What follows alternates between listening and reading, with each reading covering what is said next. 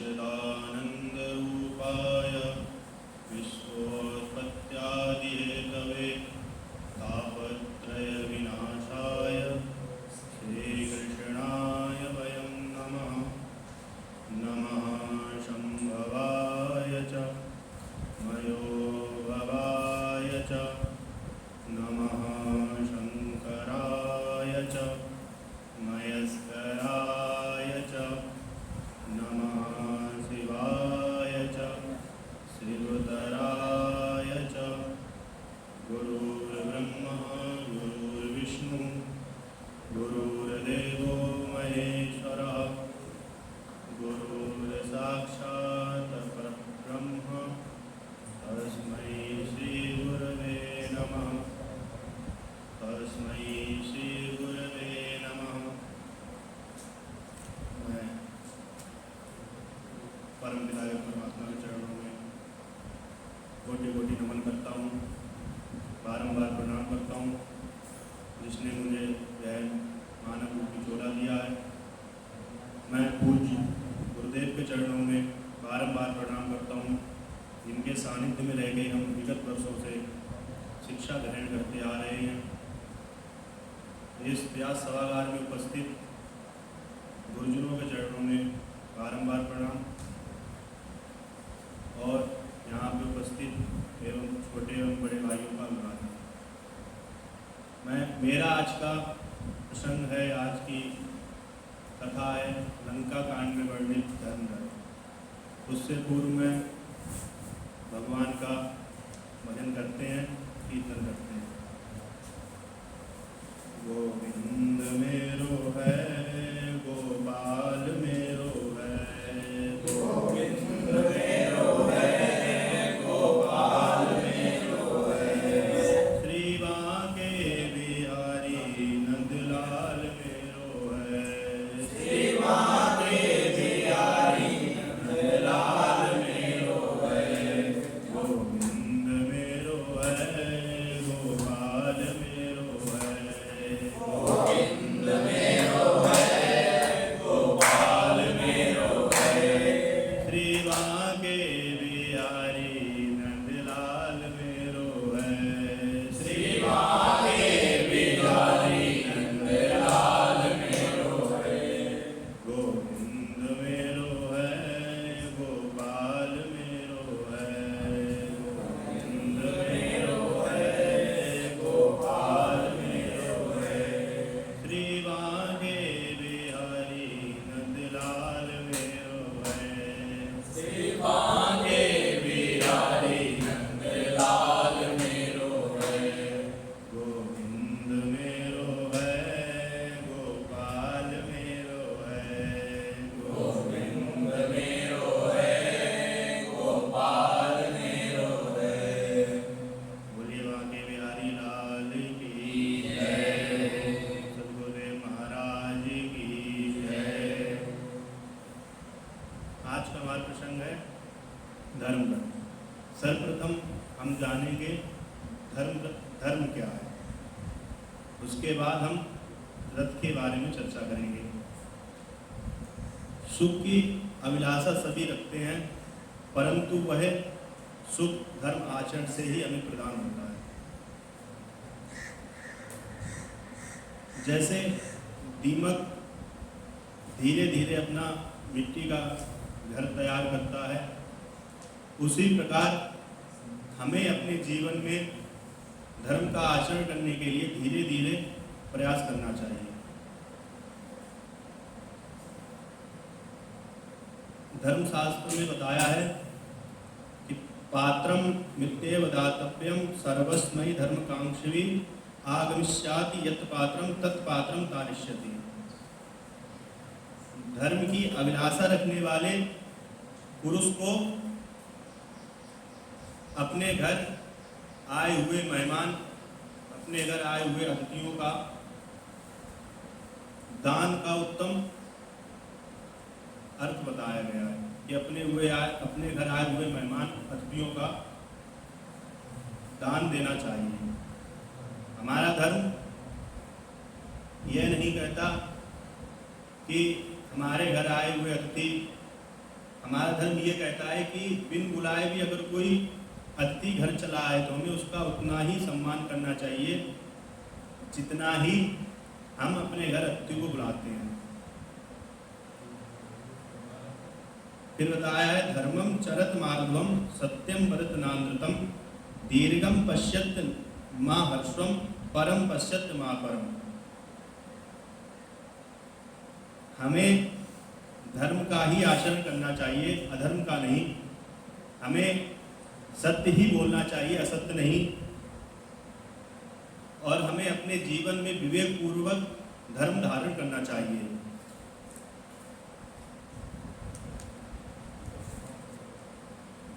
व्यक्ति के उन्नति में धर्म का अपना एक महत्व है। जिस प्रकार नदियां लगातार समुद्र की तरफ बहती हैं, उसी प्रकार सुख और संपत्ति धर्म का अनुसरण करती हैं।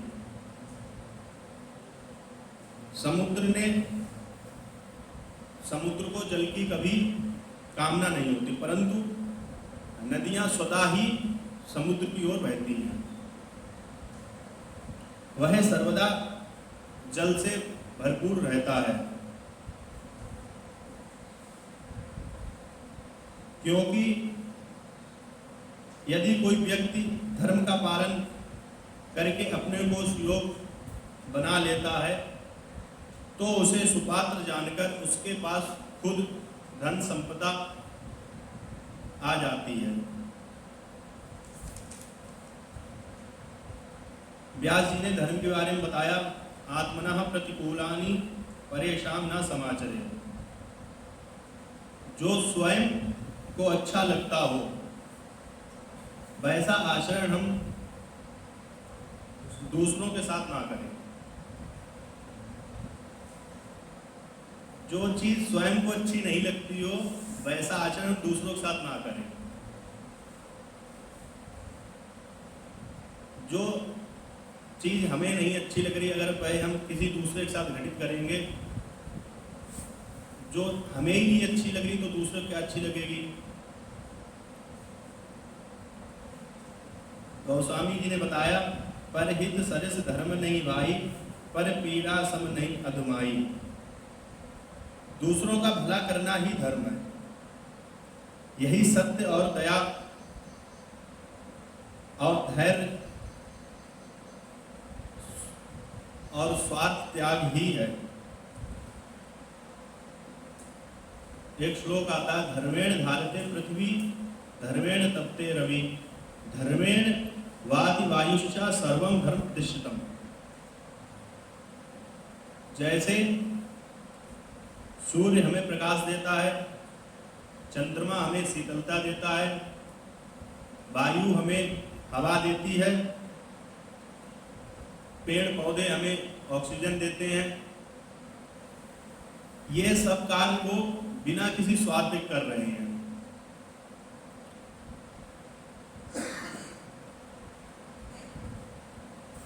हमें अपने जीवन में अगर किसी के ऊपर परोपकार करना है तो हम अपने बिना स्वार्थ से उसके ऊपर परोपकार करें।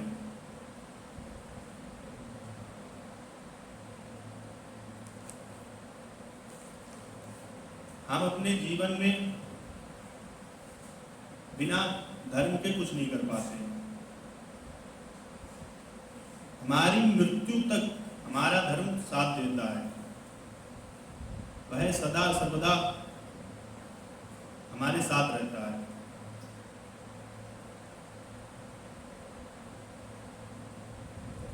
यह हमने आपको धर्म के बारे में थोड़ी चर्चा की। इसके बाद हम रथ के ऊपर आपको बताते हैं।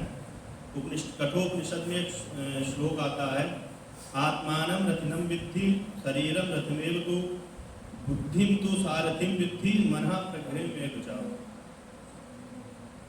कि हम इस शरीर को एक रथ की भांति समझते हैं।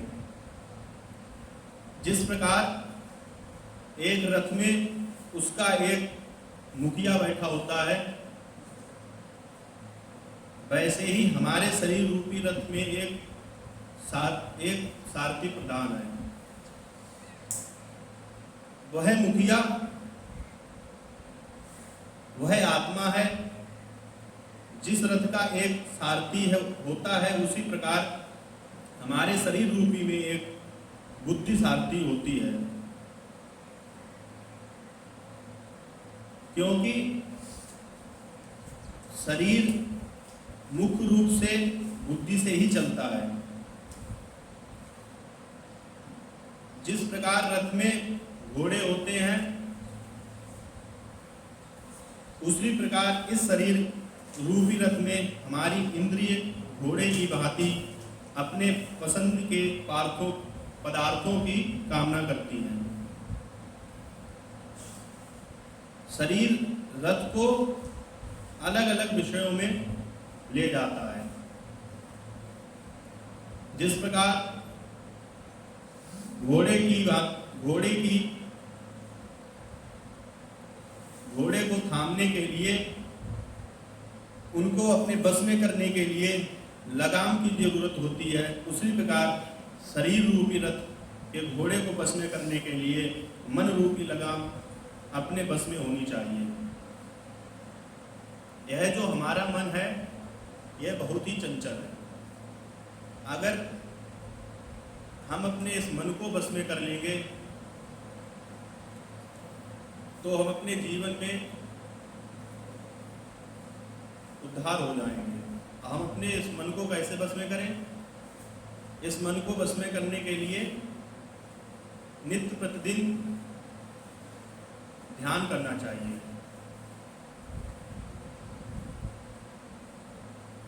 ध्यान करने से हमारा मन एक जगह रहेगा, भटकेगा नहीं। फिर आगे कहा कि इसी प्रकार जब हम मन रूपी लगाम को बुद्धि रूपी सारथी के हाथ में दे देते हैं और स्वयं बुद्धि द्वारा विचारे हुए विषयों पर चिंतन करके शरीर रूपी रथ को इन विषयों से हटाकर उस परमात्मा की ओर ले जाते हैं, फिर हमें निरंतर प्रयास करने से उस स्वधा पद की प्राप्ति हो जाती है, जहां से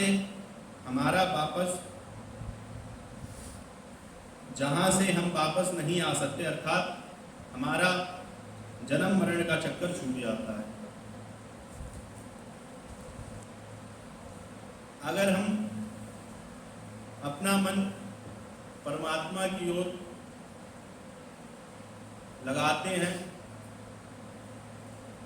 तो इस जन्म मरण से हमें मुक्ति मिलती है।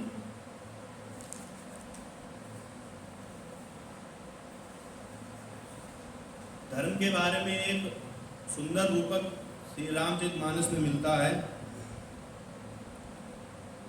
भगवान श्री राम लंका में रावण से युद्ध करने के लिए बंदर भालू की सेना के साथ खड़े हैं।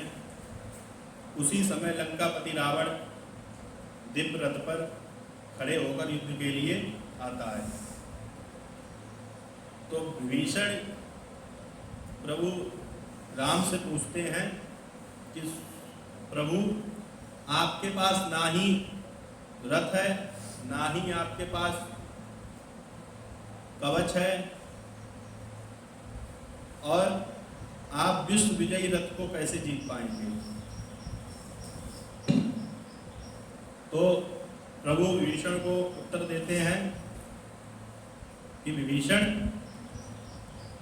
जीवन में सफलता पाने के लिए धर्म रूपी रथ की आवश्यकता होती है। जिसके जीवन में धर्म है, संसार में उसे कहीं भी कोई भी पराजित नहीं कर सकता। प्रभु ने धर्म की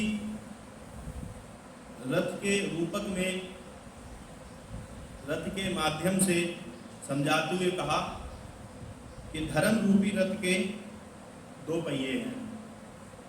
पहले पहिए का नाम है शौर्य और दूसरे का नाम है धैर्य।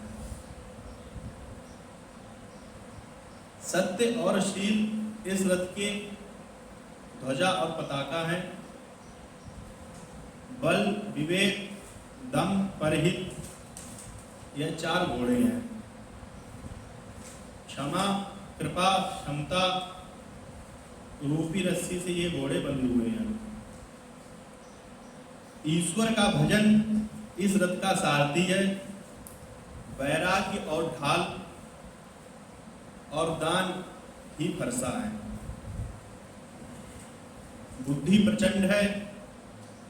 श्रेष्ठ विज्ञान कठिन धनुष है।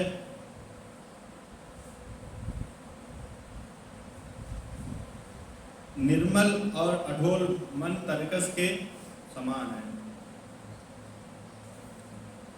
सम, यम, नियम अनेक बाण है। ब्राह्मण और गुरु की पूजा अधैर्य कवच है।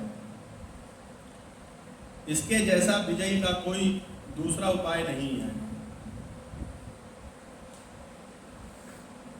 जीवन में ऐसा धर्म रथ है, उसको संसार में कोई भी पराजित नहीं कर सकता। सर्वप्रथम सबसे पहले प्रभु ने धैर्य के 2 पहियों के बारे में बताया।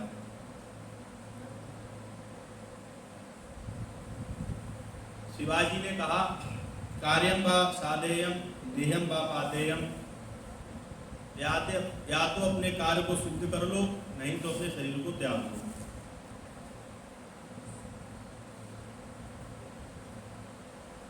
हमारे पुराणों में भी कहा गया, स्वभावो विजया शौर्यम। अपने स्वभाव पर विजय पाना ही सबसे बड़ी वीरता है। पूज्य गुरुदेव ने कई बार अपने प्रवचनों में उदाहरण दिया है कि हमारे यहाँ चालीसा पढ़ने की परंपरा है,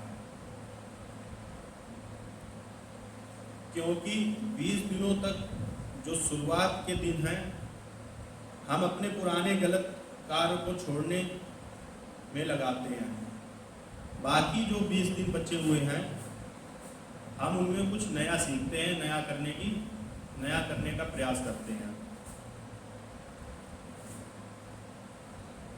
40 दिनों के अभ्यास के बाद जो हमारी आदत है, वह नई और अच्छी ऊर्जा देती है। अगर हम अपनी पुरानी आदत छोड़ते हैं, नई आदत में प्रवेश करते हैं, तो जो हमारे शुरुआत के 20 दिन हैं, उनमें तो हमारी पुरानी आदतें और गलत आदतें छोड़ने में लग जाती है, और जो बाद के 20 दिन बचे होते हैं, उनमें हम कुछ नया प्रदान करते हैं, नया सोचते हैं।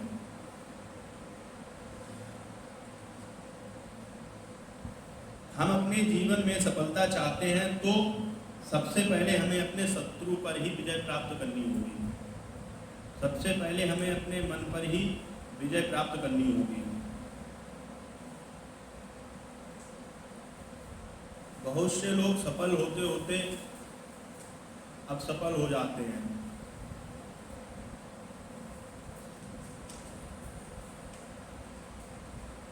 जैसे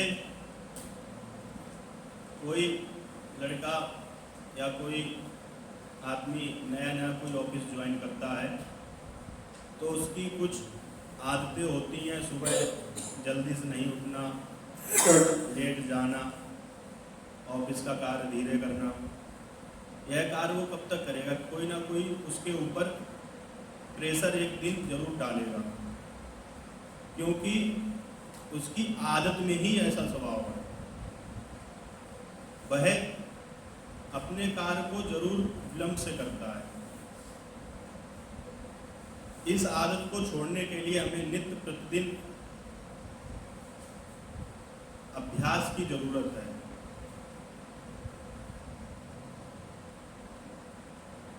भगवान कहते हैं कि शौर्य जीतने के लिए आधार भूत धर्म का अंग है, और हमेशा हमें अपने लक्ष्य पर ही ध्यान देना चाहिए। लक्ष्य को प्राप्त करने के लिए हमें अपनी जी जान लगा देनी चाहिए। मैं अपनी वाणी को यहीं विराम देता हूँ। अग्रिम जो हमारी चर्चा होगी अगले सत्र में होगी। मैं अपनी वाणी विराम देने से पहले भगवान का नाम लेते हैं। गोविंद मेरो है गोपाल